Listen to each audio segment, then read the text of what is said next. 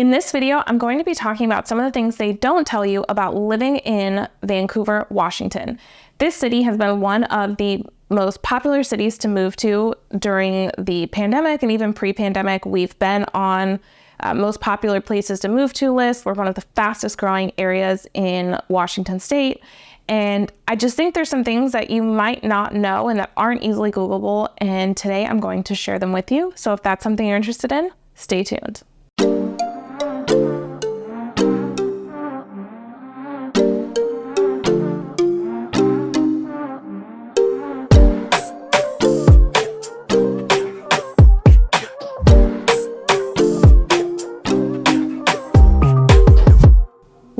Welcome back to Living in the Pacific Northwest with Hal Byrd. I'm Hal Byrd. I'm a licensed realtor and relocation specialist in the Portland Metro and Southwest Washington areas. I help people from locally just move from one town to another, go from Battleground to Ridgefield, but I also help people make bigger moves like from Florida and Texas and California up here to the Pacific Northwest. I'm licensed in Oregon and Washington, so I can help you in either state. Today we're focused on north of the Columbia River in the city of Vancouver. And the reason why this channel exists and why I'm making this video is because when my husband and I relocated 5 years ago, there was none of this information out there, and we really wanted to be the resource that we wish we had, kind of like a friend in the Northwest who can give you more of a boots on the ground perspective, give you honest information, good and bad, about what the realities are like of living here. Because it is a big move, it's expensive, and if you move here, you don't want to feel like you need to move to a different state next year. And so I really focus on helping my clients make the right decision for them. So if you are considering a move to or within the Portland metro area in Southwest Washington, I would be happy to help you. Make sure to shoot me a text at 360-818-4438. My Zoom link is in the description below, so if you want to schedule a consultation, you can just book it directly with me as well. And you can also search for homes on my site, homewithhal.com. Now, if this is your first time or you're very early on in your search about coming across Vancouver, I want to give you a little bit of perspective of where Vancouver, Washington is, a little bit about the area. So Vancouver, Washington is a suburb of Portland, and it's also the fourth largest city in the state of Washington. It's situated just north of the Columbia River, north of Portland, Oregon, and we actually border the Columbia River on two sides, on the south side and also on the west side. As you move to the east, there's Camas, Washington, and the Cascade Mountain Range, which ultimately leads to the Columbia River Gorge, and we're about 3 hours south of Seattle. So we are in between Seattle and Portland, but very much closer to Portland. We're only 15 minutes north of Portland, depending on what part of the city you're coming from. The town is about 180,000 people, depending on where you look for stats, but around 180 to 200,000 people. And whether you like the coast or the mountains, we are 90 minutes away from both. So we have a really well-situated city, and it's become very popular to move to over the past couple years. And you'll see why in some of the things that I'm going to share with you today. But if you want to know more about Vancouver and what it's like to live here, there are tons of videos on my channel. Make sure to check out this one, 15 things you need to know before you move to Vancouver, Washington. Okay, so without further ado, let's jump into the first thing that people don't really tell you when it comes to Vancouver, Washington. So number one, living in Vancouver can be a great alternative to Portland suburbs. And for some, it's even an alternative to the city of Portland. The first reason is that a lot of times you can get a better bang for your buck. You can get a bigger house or better schools or more land in Southwest Washington and in the city of Vancouver specifically than you can in the Portland suburbs when you're looking at Beaverton and Hillsborough and Happy Valley and Westland. Milwaukee, all of those areas are usually priced higher home-wise than in Vancouver. And this is kind of a fun fact, and it's very different than other places you see. Like, it's different than anywhere else that I've lived and observed, which is that a lot of people come to me, my clients, when they're thinking about relocating, and we're talking about areas and going from a very, broad area idea of Southwest Washington. Like, they know they want to be in Washington, but they don't quite know what city. And a lot of times people will tell me, oh, well, I'm willing to live a little further out if I can get, a better price on a home. And I'm always telling people, actually, the median price in the city of Vancouver is lower than all of the surrounding cities. So when you look at Ridgefield and Battleground, Camas and Washougal, all of those 4 cities have higher median sale prices than the city of Vancouver. So you definitely get more bang for your buck in Vancouver when compared to the Portland suburbs, and also compared to the cities surrounding Vancouver. Another reason why it's a great alternative to Portland suburbs is you can be closer to a lot of things in Portland than if you live in a lot of Portland suburbs. If you live in Sherwood, Oregon, you are actually farther from the airport than you are in Vancouver. You can get to the Portland International Airport, which is the main airport that services our area, in 20 minutes from anywhere in Vancouver. Whereas if you come from Beaverton, you have to drive through downtown Portland and to the clear opposite side of the city. You're literally going in a huge diagonal across the city. It can actually take you longer to get to some things in Portland if you live in the Portland suburbs, well, in the Oregon suburbs, I should say, than if you live in the Washinton suburb of Vancouver. And Vancouver is incredibly convenient because it is literally the city north of Portland, Oregon. Another reason why it's a great alternative to the Portland suburbs is if you work from home, there is a tremendous tax savings when you move from Oregon to Washington. And I'm talking about state income tax. So if you live in Oregon and you are single, or if you are married filing separately, every dollar you make over $9,200 is going to be taxed at 8.75. That is a very high income tax on a very low amount of money. So the majority of most people's income is going to be taxed at that 8.75%, which is one of the highest personal state income tax rates in the entire country. If you married filing jointly, you hit that 8.75% tax rate after your $18,400. It stays at that tax rate all the way up to $250,000, and then if you make more than $250,000, the additional is taxed at 9.9%. So if you're in a position to work 100% remotely, or if you have a hybrid position, you can work in Washington, even though your job might be based in Oregon or really any state for that matter, and you can pay 0% income tax in Washington state. Now, you definitely want to consult with a tax professional. This is by no means tax advice. So this is just for educational purposes. Always got to put in those disclaimers, you know? But yeah, the other thing that I think is kind of a little bit of a hack for people who have hybrid roles is that you only owe taxes for the days you actually work in Oregon. So if you work 4 days from home and 1 day in Oregon, you're only paying that tax on the 1 day, or 20% of your income. So this is a great option for my remote and semi-remote people out there. And the last reason why Vancouver can be such a great alternative to the Portland suburbs is the new Vancouver waterfront. This is one of the nicest areas in all of the Portland metro area. There are more and more people from Portland who come up to Vancouver to recreate. And if you've been here for a while or you grew up here, you know how mind-blowing that is. The fact that people literally come from Portland, the big city, to the small city or the suburb in order to go to dinner and go out and have a date night. These are just a few of the reasons why I think that Vancouver, which is where I live, is such a great alternative to the Portland suburbs. And this brings us to the next point in what they don't tell you about Vancouver is that it's not Vantucky anymore. And that's evidenced by what I just said about our waterfront, that people are coming here. Previously, and even sometimes you still hear people in Portland talk about oh, why would I go to Vancouver? But the more and more people who find out about our waterfront and what a great lifestyle the city of Vancouver can offer, the more people start to get warmed up to the idea of Vancouver. And the majority of people moving to Southwest Washington and Vancouver, Washington are actually from Oregon than any other state. So let me back up a little bit, because if you're not really familiar with Portland and Vancouver, you might be wondering about what is this Vantucky stuff she's talking about? It might be a little confusing. So Vancouver used to have a nickname and it was probably coined by people in Portland, but they used to call it Vantucky, and it used to be seen as this rural country. I don't know if you could say this, I can't keep up with what's PC and not these days, but hickish kind of town, somewhere that people who lived in the big city of Portland didn't want to be associated with. I almost equate it to people in New York or who live in Manhattan look down on Jersey, kind of like that vibe. people who lived in Portland and loved Portland were like, why would I even go to Vancouver, let alone live there? Like, the idea of living in Vancouver was not even an option.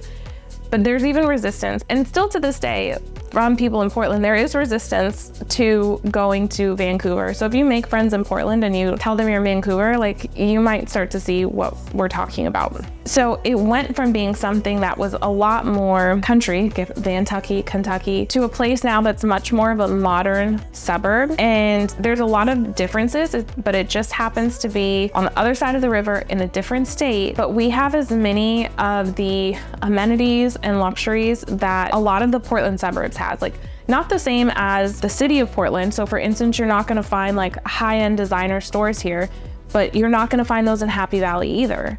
So when you compare apples to apples, suburb for suburb, the Portland, Oregon suburbs to the Washington suburb of Portland, as in Vancouver, you'll find that number one, Vancouver is not Vantucky anymore. And number two, that we have a lot of the same amenities, and I think even better ones a lot of times, while still having access to the city, just like any of the Oregon suburbs. And that brings us to number three on the list of what they're not telling you about living in Vancouver. And that is that there are growing pains. If you watch a lot of YouTube videos about the area, you'll see people talk about a lot of the positives and really not that many of the negatives. And part of the reason for that is if you enjoy living here, there's not that many negatives. Like, I can probably think of 2 negatives and maybe a few pet peeves, like the street signs is one of my pet peeves, and the street names, but that's a topic for another day. So it's a little bit more crowded than you think. I think sometimes when people contact me, they have this idea that Vancouver is in the PNW, so it's woodsy and outdoorsy and like rugged, and you're gonna have these wide open, vast expanse of land and forests and all these trees and waterfalls, and like that's what you're gonna be living in. And the reality is, going back to how much of a flourishing suburb Vancouver has become, it's number one, I think more crowded than people give it credit for, and number two, it's very much a suburb. If you're looking for a rural lifestyle, Vancouver in and of itself is not going to be the city for you. You're definitely going to want to look in some of the outskirt areas, and we'll have videos on those too, about Battleground and Washougal and La Center and Woodland and Amboy and Yakult. Like, those are the kind of areas that you're going to want to be in. So I think people have this fantasy of the Northwest, and I think the thing to know is that it's more crowded than you think, and there are growing pains. And one of the biggest growing pains that I think will have an effect on your day-to-day life, especially when you first move up here, is when it comes to finding services. An example of that could be doctors, veterinarians, painters, just people generally, when you think of like services that you'll need when you move here. So that can be professional services, that can be household services. Is that number one, I think because the population has exploded so quickly, but the amount of businesses to serve our population hasn't exploded as rapidly. So for instance, if you are looking for a doctor, it could take you a couple months to get in to see a doctor. I read a story about someone who moved here and it took them 4 months to find a vet to spay and neuter their animals. I have a client whose extended family is on dialysis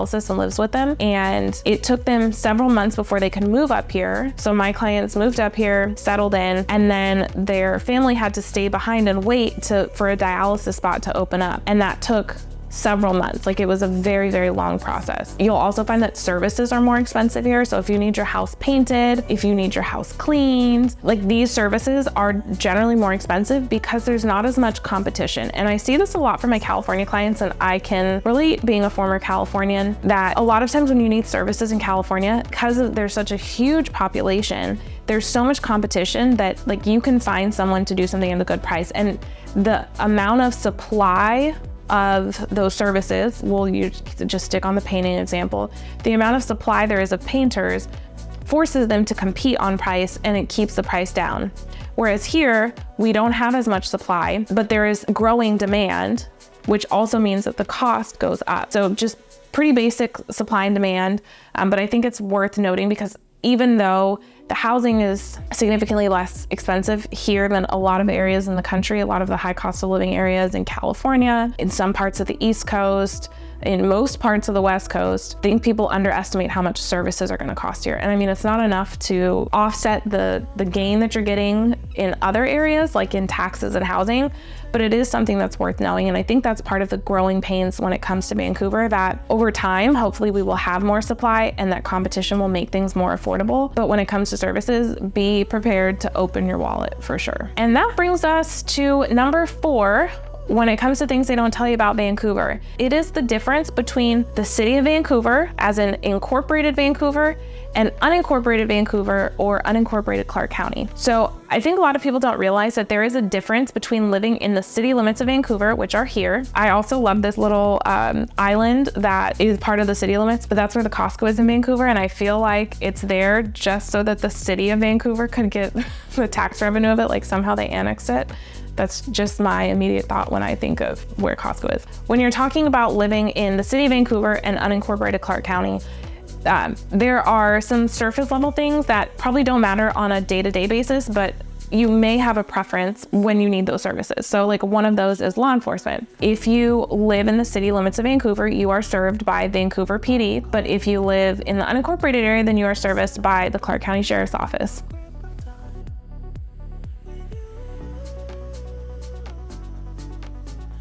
Another difference is water. So if you live in the city limits, you have the City of Vancouver water. If you live outside of the city limit, then you have Clark Public Utilities provides your water and your electricity. They provide electricity to everyone in Southwest Washington, and if your municipality doesn't provide water, then they provide water. So all the unincorporated areas, except for rural areas that are on a well, would have Clark Public Utilities water.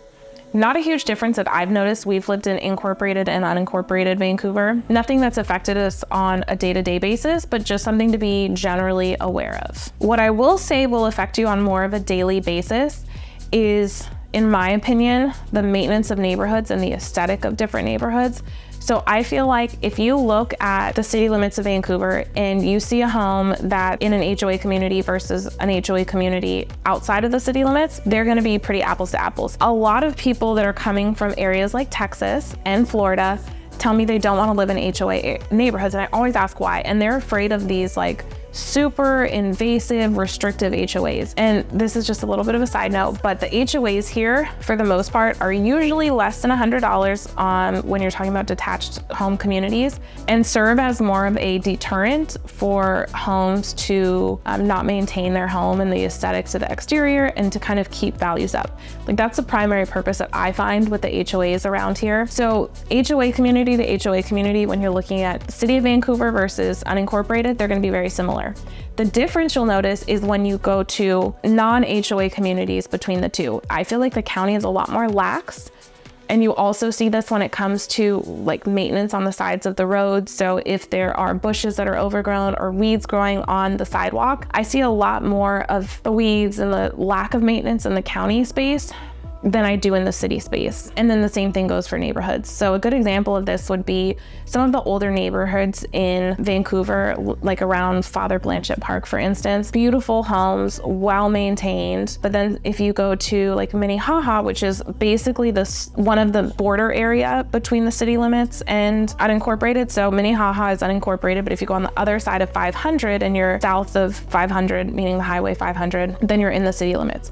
In Minnehaha, like you can go street by street, and it's a little bit, in my opinion, hit or miss. Like some homes are and streets are beautifully maintained, and others are not as aesthetically appealing. If you own a boat or you own an RV, then that might be great. Or if you just want the flexibility to paint your house whatever color, like those things can be great. Like one of the things you won't see on my channel is like neighborhoods to avoid, because I think that there are positives and negatives to every neighborhood in Vancouver, and it's just up to you and your budget and your lifestyle and your preferences to decide what fits you. But so yeah, I definitely notice a difference when it comes to city limits versus unincorporated. So if you really care about the aesthetic of a neighborhood and you're looking at unincorporated areas, and I mean that ranges from like Minnehaha, Hazeldale, to Philida, Salmon Creek, Orchards, Mount Vista. If you care a lot about the aesthetic, I would highly recommend looking for HOA communities. If you want freedom and flexibility, then of course look for non-HOA communities.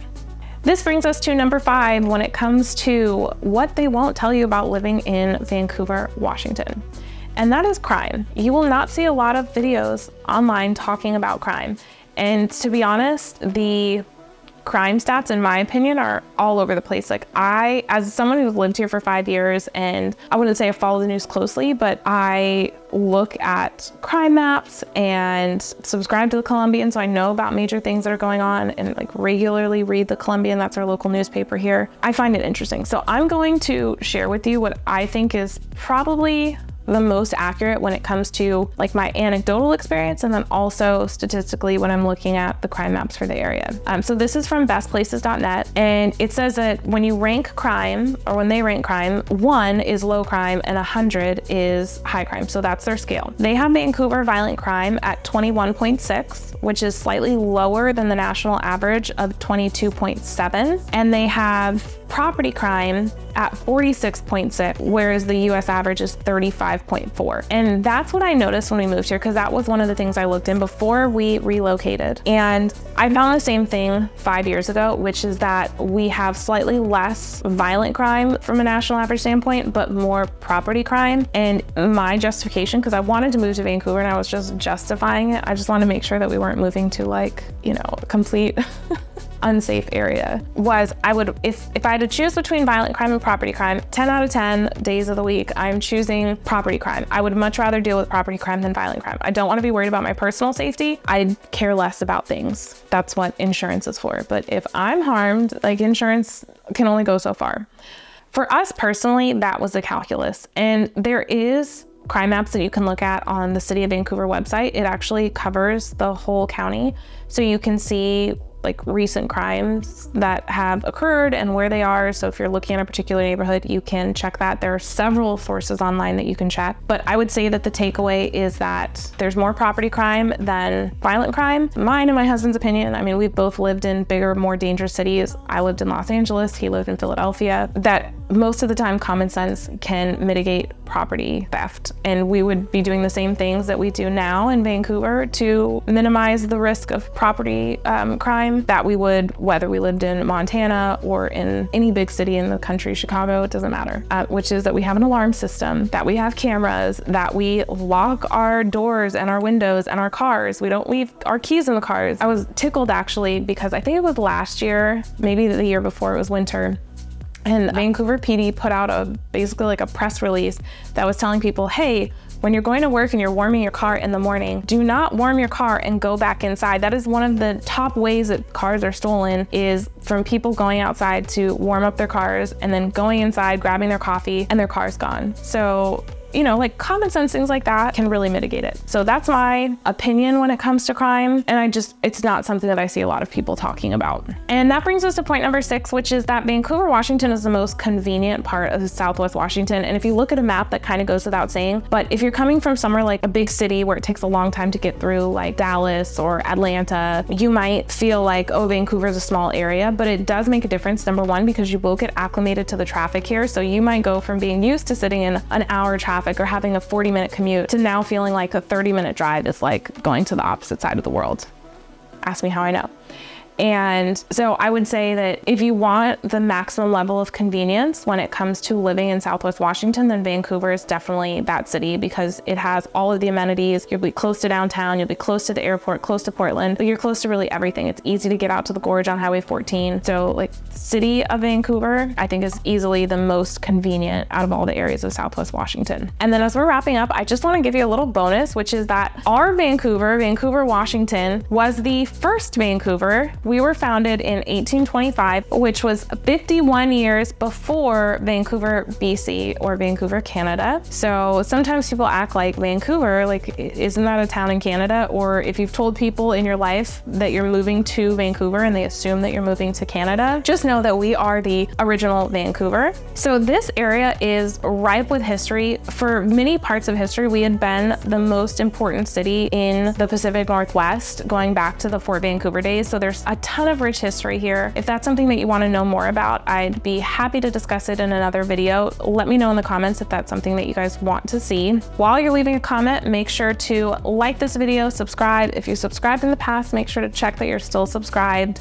And if you are considering a move to or within the Southwest Washington and Portland metro area, Here is my phone number, and my Zoom link is in the description below. I'm so happy that you're here, and I really appreciate it. We'll catch you on the next video. Ciao.